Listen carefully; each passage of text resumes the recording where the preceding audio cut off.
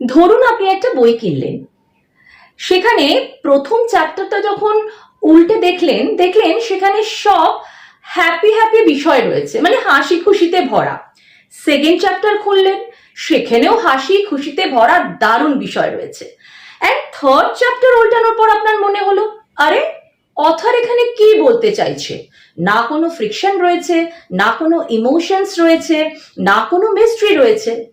যখন আপনি ওই বুকের মধ্যে মিস্ট্রি খুঁজছেন, মানে সেখানে একটু পেন থাকবে, সেখানে একটু হ্যাপিনেস থাকবে, সেখানে কোনো ভিক্টরি থাকবে, সেখানে কারুর পরাজয় থাকবে, তাহলে ওয়াই আপনি আপনার লাইফের যে বুক সেখানে শুধুমাত্র হ্যাপিনেস কেন খোঁজেন?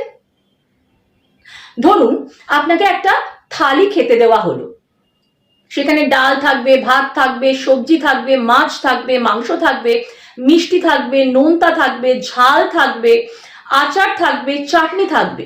কারণ আমাদের লাইফ হচ্ছে এই সমস্ত কিছু মিক্সচার, আর এই সমস্ত কিছুকেই আপনাকে কিন্তু উপভোগ করতে হবে।